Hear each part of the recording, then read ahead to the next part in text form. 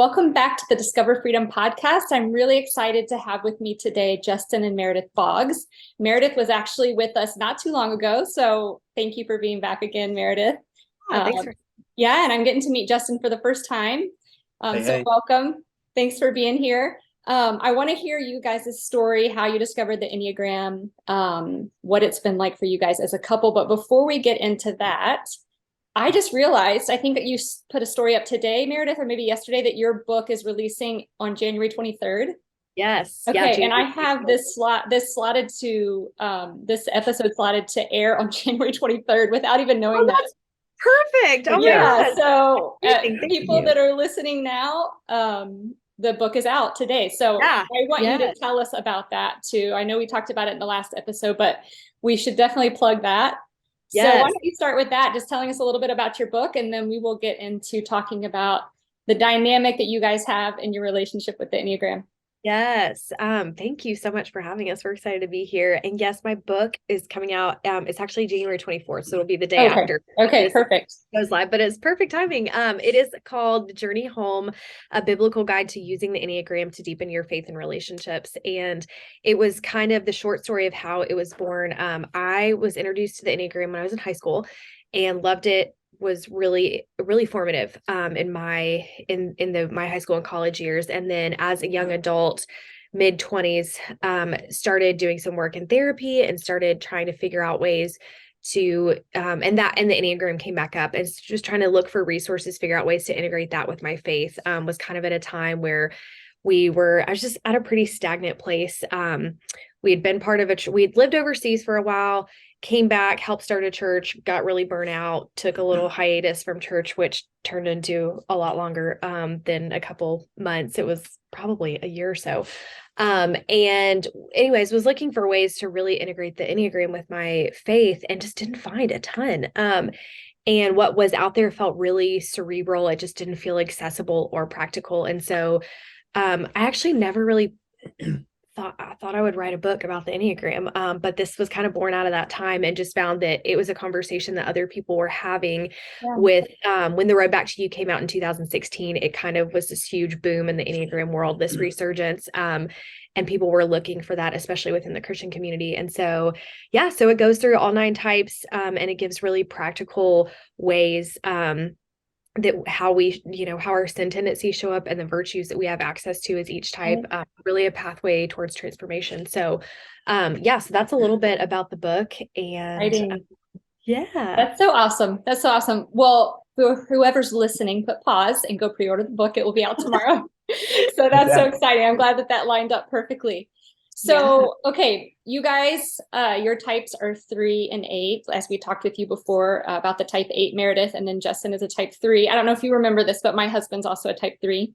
Yes, that's right. Cool. Yes. Yeah, yeah. Very driven combination. Ours is kind of too, as being a 1 Yeah. and a 3. Yes. High energy. Yeah. High energy Yes. driven Yeah. combination. So I would love to hear, we're going to talk a lot, and then at the end, I'll ask you guys for kind of some recommendations for others with that combination. But I'd love to hear how you would describe each other through the lens of the Enneagram. Yes. Do you want to go first or me too? Describing each other. You go first. Okay. I would say describing Justin as a type 3 through the Enneagram. He's the biggest visionary I've ever met, to the point I'm like, whoa, okay. Like literally right before this podcast, he said, I want a new house. And I was just like, I can't even address that right now. I don't even think that I acknowledged that he said that. But in the She best didn't, sense, for the record.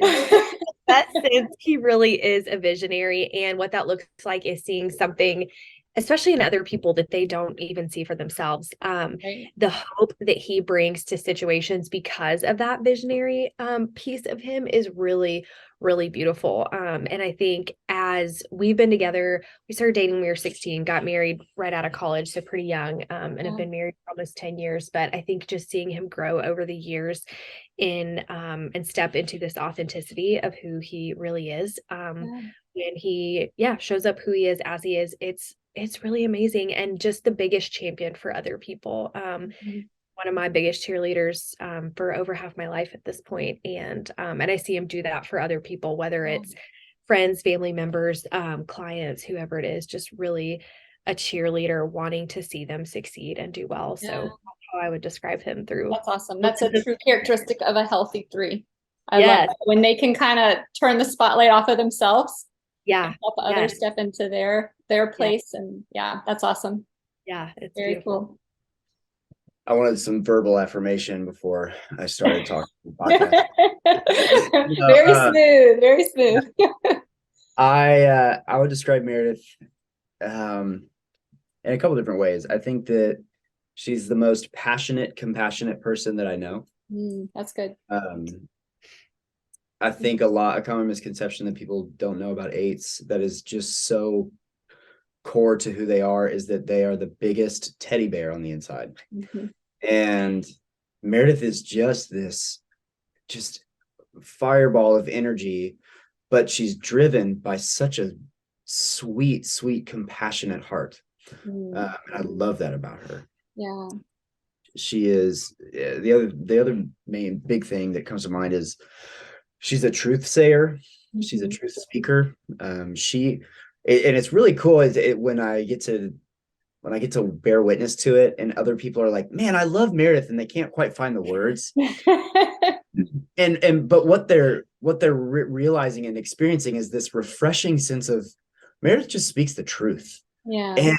And in a day and age now that I think it's honestly, I don't think it happens that often as it could, but I think it's getting harder for people to be able to speak the truth and see the truth. And it's just one huge thing, especially it's in her book. You can see it throughout that she speaks with such compassion and kindness. She speaks truth about types in a way that it's kind of in that invigorating way that sometimes, what's the phrase? People don't like the phrase feedback, positive, constructive feedback. That's it. But Meredith can give some she can just speak truth in a really loving and kind way that invigorates you. And it doesn't knock you down. Yeah, that's really good. Okay, so I have a question coming from that. As a three, and typically threes are a little bit more worried about, or it's more important to them what other people think about them. Eights typically don't really care. Have there been times where you're in a situation and Meredith says things and it makes you very uncomfortable? When Meredith says things in public and it makes me uncomfortable? Yeah, with other people. At this point, I would say no. You just know it's coming. You just kind of know it's coming. One of the sin tendencies of the eight is lust, and sometimes what that looks like is invigorating boredom. And so I know that when we're sitting at a family dinner and the conversation is boring, sometimes I'll just kind of reach over and put my hand on Meredith's lap and just check in on her and see if she is having this urge to say anything inappropriate. But after being together for so long, I'm not really fearful of that, and anymore. But it definitely was a thing. It definitely has been a thing in the past. Right. But yeah. Okay. Well, that's cool. I always love to see how you can look at or describe each other the way you see each other through the lens of the Enneagram. So I like to talk about on these episodes, I call them dynamic duo. And I like to talk about how they're actually, because a lot of times we focus on the differences we have when we talk about our relationships to those that are closest to us. But the Enneagram actually shows us how there are ways that we're alike, even when we can't seem to see them. And I know that you're both very familiar with the Enneagram. We need to put another plug. I know you said you haven't done episodes lately, but you have episodes. And I told you past episodes are still a treasure to those that haven't heard them. So I keep forgetting that. So thank you for saying that. Yes. Well, I know you guys have episodes, and I think you've talked about the Enneagram together. Oh, yeah. So what similarities have you guys found in each other, that you get each other on certain things, even though I know you're very different, but what things do you feel like you have common ground in? That's a good question. Jump in if you have anything. Two things come to mind. The first one is eights have the highest level of energy on the Enneagram by far, by far. They've got the most energy and they're hard to keep up with. I think the person who's got the second most energy on the Enneagram is probably a 3. Okay. That can be a good thing and a bad thing. Yeah. But Meredith likes to run at 1,000 miles an hour. I like to run at about 800. But I would consider that more of a similarity than a difference, because we both like to run fast. That's, like I said, that's a blessing and a curse. We can fly by things, and that leads me to the second thing, similarity that I see in us, which is we're feeling repressed. Mhm. So going so fast, so quick, and I want to achieve and get things done, and Meredith wants to make it to this goal or try and change the world. Right. And oftentimes, if we're moving too fast, we can kind of play off of each other there and miss a lot, Yeah. bulldoze sometimes, and really not experience one of the 3 major gifts of the Enneagram, which is thinking, feeling, and doing. We just don't experience the feeling, and that's our work. We got to work on it. Yeah. Yeah. No, that's good. And before you add to that, Meredith, so when you said that, the first part about you guys having high energy, I totally get that, because 3s, 7s, and 8s are all in that very assertive triad. And so there's that load of energy. So I come from the other side, where my husband has the 800% energy. And I feel like I'm always trying to keep up, because I've got a lot of energy, but it's more of that like to-do list, like feet on the ground. It's not that visionary, like what's next constantly. And so I get that, but I know that because you guys are both assertive types, there's that constant forward motion, and being in that stance, you have this orientation to the future. So the question that both types are always asking is, what's next? Yeah. Right. And so I think that's a great way to put it. And I can totally see that. So because of that, I was going to ask this later, but can you give us like any pointers on how do you, as a 3-8 combination, how do you push the pause button and find time to be present, to breathe, to set the projects and the goals aside for a little bit and just be together and work on yourself and your relationship? It's a great question. 2 things that came to the top of my mind. The first one is, it's probably been 5 years now. Justin did a year-long apprenticeship with Suzanne Stabile's Enneagram cohort.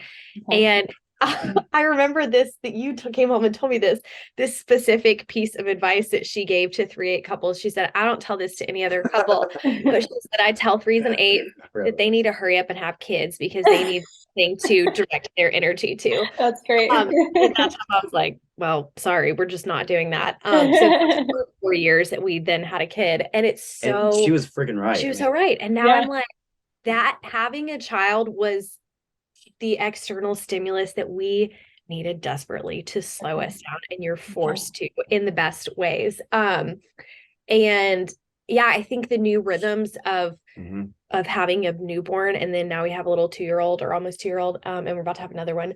The rhythms that it forces you into naturally make you slow down. I was going to say routine. Routine.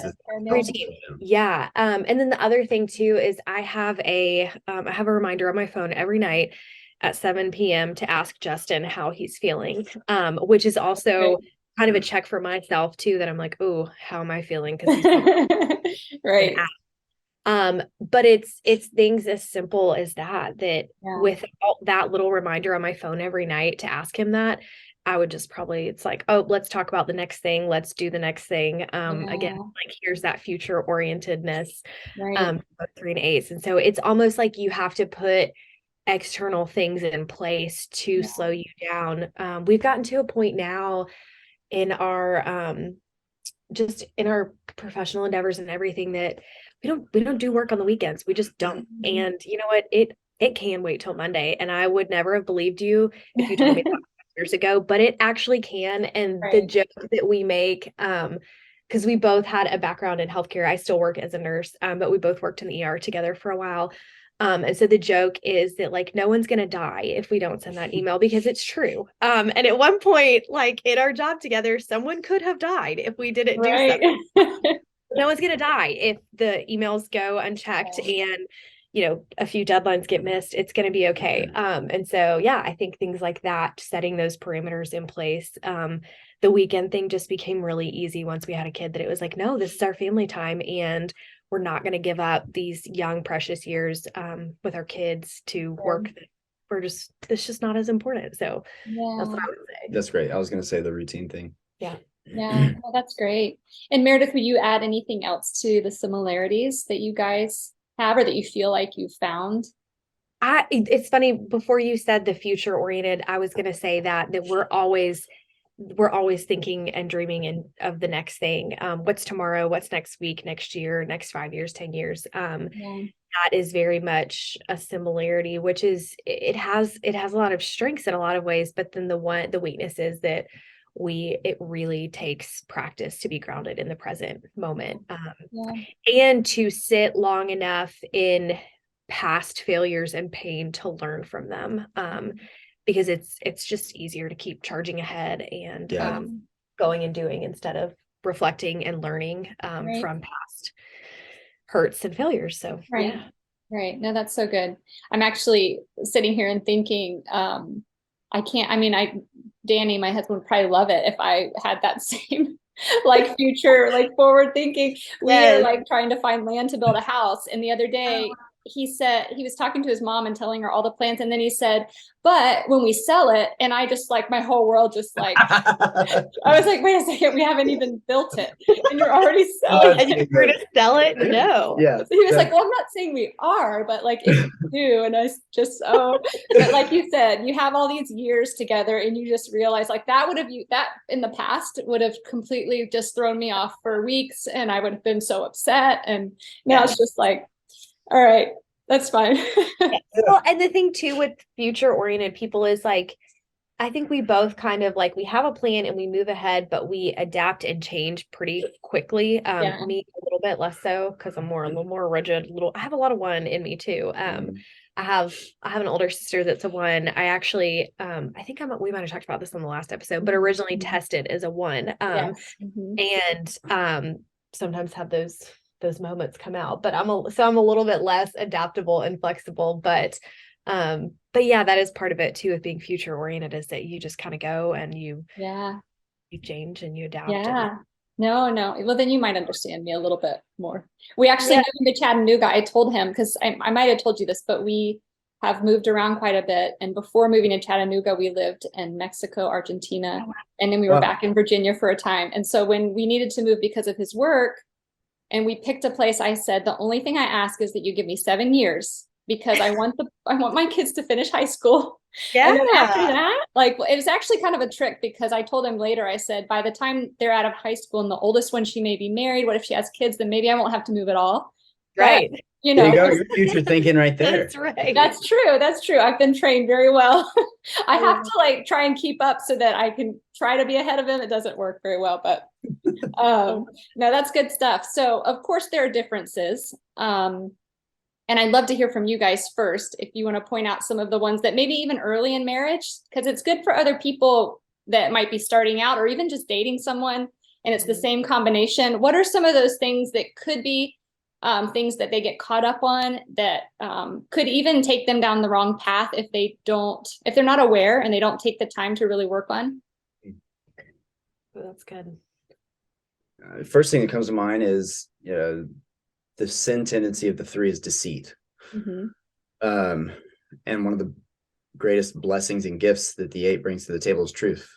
And so it's a huge, that's been a huge narrative throughout our marriage, especially in the first few years of marriage. One thing that I like to always clarify when you talk about deceit in threes is, sure, yes, threes have a tendencies towards external deceit or manipulation, or fudging the truth, or half truths are our favorite, right? The bigger issue is not external deceit. The biggest issue is internal deceit. So deceiving myself of something that's not true about me, whether that's that I'm stuck in shame and I feel like I'm a piece of crap, or if it's something that that I'm trying to manipulate or convince myself that this is okay or this is not okay. Right. It's a huge difference between us. And yet Meredith really quickly and easily can say, hey, I don't like, she can she can pinpoint truth. Yeah. Which is just a huge blessing that we've learned to adapt to and really utilize now in our marriage. But it took a while. I mean, it takes a while. And with the 8 being in the 3-7-8 stance, what's it called? The assertive. With an 8 being in the assertive stance, it's speak first, think later. So that was another dynamic in the first couple of years of our marriage, of Meredith speaking truth, seeing truth and speaking it, and me not being ready for it, or her not using the right words for it, or being a bulldozer and being too aggressive as to how it comes across. That was the first thing. Well, can you guys dig a little bit deeper in that? So practically, maybe what are some things that you learned to do to avoid conflict with that? Yeah, I mean, I was terrible at it early on. I'm a little better now. But when he says things like, I want a new house, just like, I don't need to acknowledge it in the moment, rather than like firing back at him and being like, we are absolutely not moving right now. We have a baby due in 12 weeks. I got a book coming out, like just firing back at him. And of course, that's not anything like, that's not anything about like character, right and wrong. That's just, a kind of a funny example. But for me, it's just stopping, taking a breath, and maybe going away for 5, 10, 15 minutes before addressing something. And even just taking time outs in conversation, the research about the amount of time, the 15, 20-minute mark that it takes you to get out of that limbic portion in your brain back into the prefrontal cortex when you've been triggered, you've gone to that fight, flight, or freeze. Because with 8s, they're going to fire away. I just did that so much early on. And so for me, it's when he says something, take a deep breath. And if I know that I cannot respond in the moment kindly, then I will come back and bring it up later. Well, and I would say in the early parts of our marriage, it was this, it was just this bad cycle of, it's a cycle. It's not Meredith's fault or my fault in terms of who starts it or who ends it, but it is if Meredith explodes or comes out quickly with words, I will get scared and I'll lie to just try and tamp it back down, which will make her even worse, and which will make me come back in, and vice versa. And so it goes in this negative spiral. Yeah.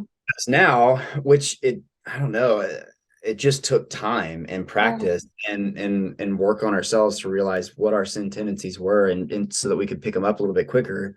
Yeah.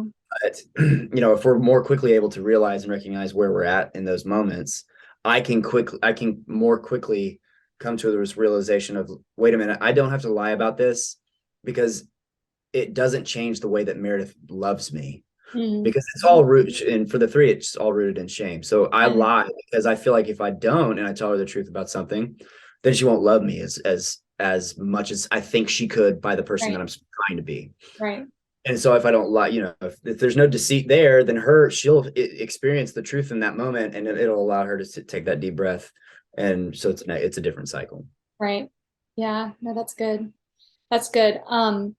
I just recently, well, actually it hasn't come out yet. I've been working on it. But I've had a lot of questions about how the 5 love languages might tie to the Enneagram.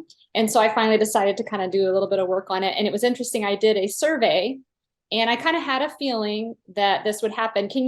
I don't know what your love language would be, Justin, your main one, but can you guess what the top answer was? Oh, words of affirmation. Okay. Yeah. Yeah. So that was definitely, I think, the highest one response for the 3s, which was not a surprise to me. So it makes me think, being in a 3-8 relationship, when an 8 wants to be so truthful and sometimes doesn't realize that the truth can be hurtful. What's that? I was going to say, or there's situations where there's not necessarily one truth, which was another huge learning curve for both of us. Like Meredith will see one truth, and I'm like, my 3 brains thinking like, well, yes, that's true, and this is true, and that's true. There's so many more options for a 3. Yeah. No, I was just going to ask, with that dynamic of a 3 typically needing words of affirmation, and an 8 wanting to give the truth, and maybe it's not always affirming. Was that also kind of a learning experience for you guys, and for you, Meredith, learning how to communicate that better, and you, Justin, how to maybe receive and see the love through maybe not so affirming words at times? Well, the first thing I was going to say is for every fiber in me that loves verbal affirmation, I have equal parts wanting to be a better version of myself in me as well. Mm-hmm. So my drive to become the best version of me and my drive to see other people become the best version of themselves is just as strong as my love language of words of affirmation. Mm-hmm. So there's a dichotomy there, but the dynamic is my 3 brains always thinking, man, I want to hear the truth from you because I want to learn how to be better. Right. And be soft and sweet and kind about it. Right. Yeah. Right. Oh, I was just going to say, yeah, I think early on I withheld a lot of affirmation, not from a malicious place of you don't deserve this, I don't want to tell it to you, but just from a place of like, what do you want me to do? Like, congratulate you every time you like take the trash out? Like, you're an adult, we have to take the trash out. Right. Right. Now, like, having a child, you praise them and you lavish the praise on them for every little thing that they do. And you let them know how proud of them you are, how much you love them. And I have started to see, just even in our marriage, and again, I have to remind myself to do things. And so for a while I had the top 3 things on my to-do list every day. One of the top 3 was to verbally affirm him in some way. And so those were like the top 3 non-negotiable. I have to do these things. Yeah. And just to get myself in the habit of doing that. And I'm far from perfect, but it's a lot easier now to say thank you for taking the trash out. Or, I texted him when I was at work recently and I was like, I just can't tell you how much confidence I have when I go away for a 12-hour shift, knowing that you are the one that's taking care of our son. And I'm so thankful and so happy to know that he gets to spend the full day with you. Whereas before I just would have never said anything like that. It would have been like, yeah, I'm thankful, great. But it would have never translated into anything, which is, and also too, that's just an area of growth for 8. Slow down, see the good in people around you, acknowledge it, appreciate it. And don't get so hung up on, I think this is kind of where like I border on type 1 a little bit, where it's like, well, yeah, but like you're the dad, so you're also a co-parent with me. It's not like, but that's not like for a type 8 and a type 1 too. It's like, but that's not the point. Right. give that appreciation, and verbally affirm and thank them for what they're doing. And it goes a long way. So done some work. That's good. That's good. Any other differences that come to mind that stand out or that have been in the past? Maybe a point of contention or growth now? I think I would say failure. I think we are both motivated very differently when we experience failure. Okay. I don't spend a lot of time in shame, but I also don't spend a lot of time in feelings. So I would do well to spend some time in the feelings. It's just kind of like, okay, let's reset, like, recalibrate. What do we need to do? How do we fix this situation and move forward? Whereas, I mean, and you can speak to the 3 experience, I feel like failure feels very like core to who you are. I feel like I strive to avoid failure at all costs. And that gives me a tremendous drive. But I think the difference between Meredith and I is, if I'm trying to avoid failure, Meredith is, I'm okay with it. She's going to succeed despite failure. Right. Knowing that it might be there and it might come, but she's just gonna bull right through it. Right. Whereas I don't even want to experience it. Right. I guess she's not a way to say it. I guess she's not afraid of experiencing it. And I have worked a long time to learn and realize that failure is a part of life, and it's the best teaching tool that you have in your arsenal, as opposed to, because if you work to avoid failure for your whole life, you miss a lot and you don't do it a lot. And so it took a long time to learn that, you know what, and she was a huge help with that. Yeah. No, that's good. And I know that failure is definitely a big issue for 3s. And I kind of say it this way, that threes have a very interesting and funny relationship with with failure, because they're scared of failure really deep down. They don't want to tell people that. But then with my husband, we joke, because if there is a failure, they will like smile and say, hey, this is the topic of my next book. Like, it's not a failure. It's like, reframe it really quickly. So that's Very self-deception. That is Right. self-deception in action. Right Exactly. there. That's so true. But then the 8 is stirred by failure. So like you said, it's like, yeah, failure can come, but failure is going to come and go. And it's almost Right. like this, like energizing, like plow through it, like let's keep going, no big deal kind of thing for an 8. It doesn't affect them emotionally like it would a 3. Yeah. Well, and I would say it doesn't affect them at their core, at their identity, like No. it would a 3, because the 3 is in the shame triad. So Yeah. the reason why they are terrified by failure is because if they fail, they become lesser of a person, Right. right? Which is, Or less I mean, valuable. that makes a huge difference, right? Like, Yeah. I'm not a good boy if I fail, versus Meredith, which is, sure, I'm gonna fail, but I'm gonna get through it anyways. That Right. like that's a big difference. Yeah. Yeah. Which speaks to the core of how we look at failure. Yeah. Yeah. No, that's great. You said that you did the year-long, was it like a cohort with Suzanne Stabile? I love her work. And she actually is the one that does all the work in stances. And it sounds like you've learned a lot from that. She's the stance queen, and I picked that up from her pretty quickly. Stances are one of my triads, and stances are some of my favorite gold nuggets from the Enneagram. Yeah, mine too, for sure. And it's really interesting because after discovering the Enneagram and then parenting, and you will get there. My kids are 19, 15 on Friday, and 12. So a different season of life, but we are now in a season where the Enneagram is like the most amazing tool for parenting, because they've all come into their personalities. And so we know how to parent each of them best. But my oldest is a 3 also. And for parenting a 3, the Enneagram for our marriage was the best tool we have ever discovered. And then parenting a 3. And one of the things that helped us the most was the stance work, and realizing that our daughter was also future oriented, also feeling repressed. And so being able to learn how to parent her and how to talk about things that need to be talked about that maybe she didn't do in the right way, or that needed some kind of discipline. It was hard for me because I'm very much like, just talk it through and listen to my point and listen to my point again and again. And I realized that, wow, how she as a girl and as a young girl compared to my husband, how there was this similarity of, they don't want to hear it. They don't want to, but they don't need to, like one time.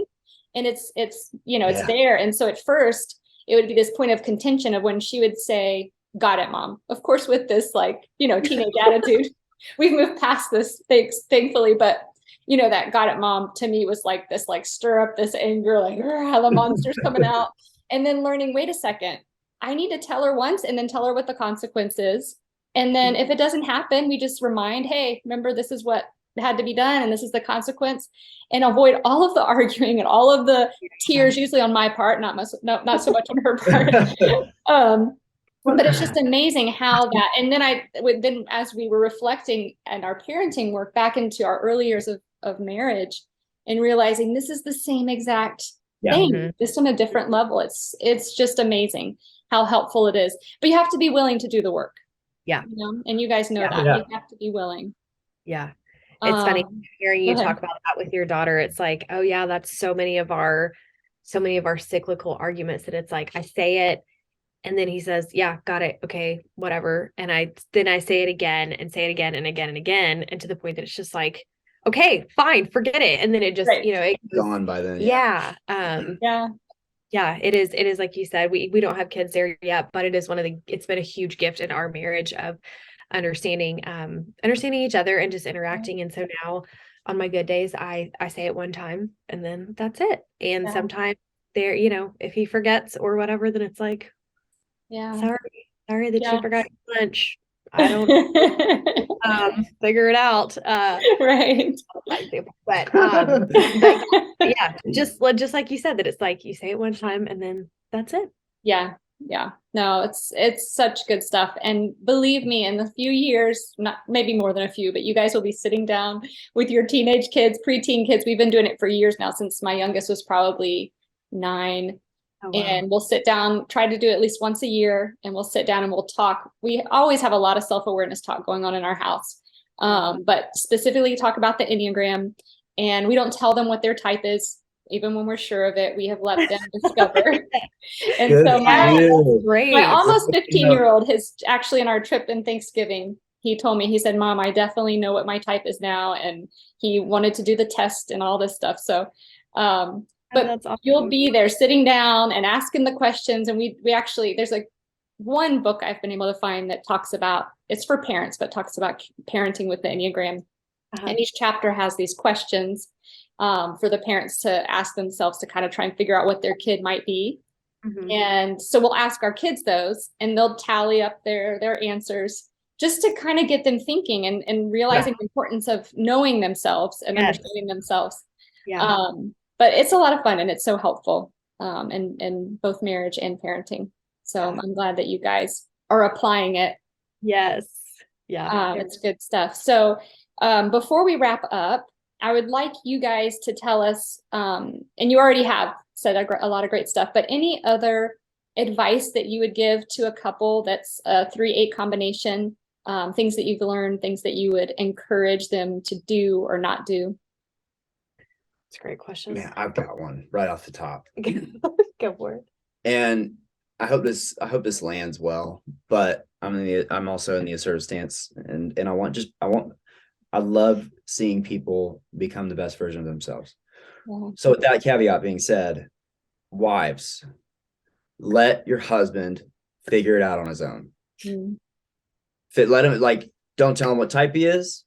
You know, obviously we are, us as men, we don't, like, as globally, and I don't like to speak globally too often, but globally as men, they're not as into the Enneagram as wives are, especially if the wives found it first. There's not as much into feelings as wives are. And here's why I say that. I don't say that because well, here's why I say that. 99% of the Enneagram that you learn and that you work on is about yourself. Not about anybody else. You have a lifetime worth of work to do on yourself.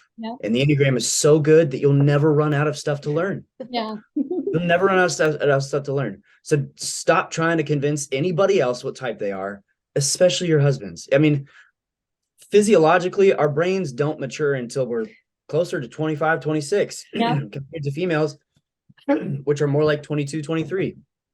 And you know what? That's just the way it is. And that's okay. And we grow up a little slower, but we will grow up and we will get there. Just give us our time and focus on yourself. Love yourself enough to work on yourself using the Enneagram. Yeah, that's good. That's good. I would say maybe a little bit more specific to type 3 and type 8 couples.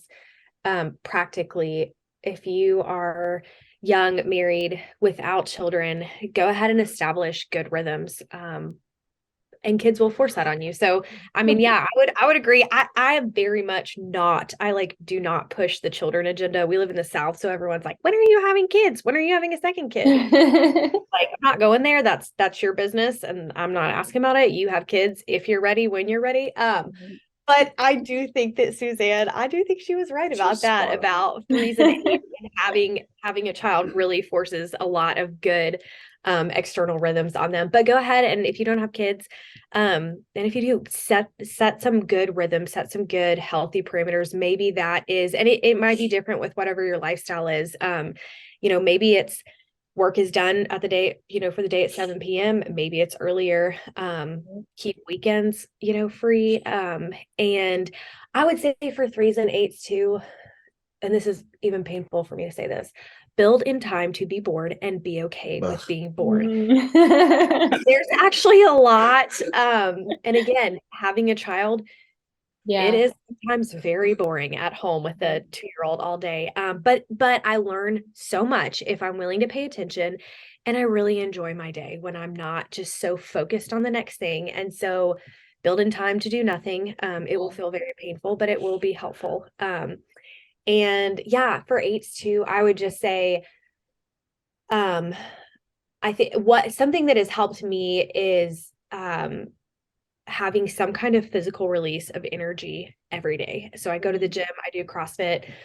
Sometimes it's yoga, sometimes it's, a long walk with my little one, but find some kind of physical outlet to release that excess energy because you have excess anyways. Yeah, I that's good. also, in moments where I just about to lose it, if I can take a few minutes and go release some physical energy somehow, I am a much better and kinder person. It helps you get to your feelings. Yeah, it does. It helps to get past that initial Good. anger, that hard exterior, and Yeah. into feelings a little bit more. So I would say that to eights as well.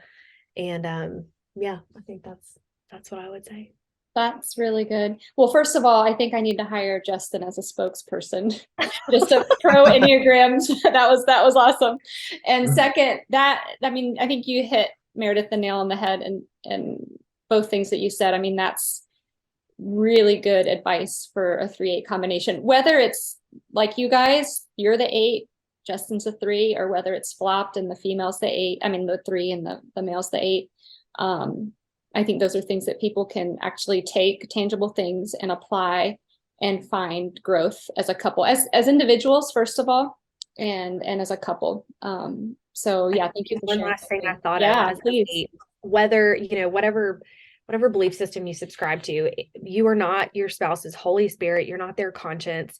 I think for a while I tried to be that for Justin, try to be his moral compass, because I would see him careening off into this self-deception and, telling stories, even just things that were not big a deal, like telling a story at a party that I was like, well, actually,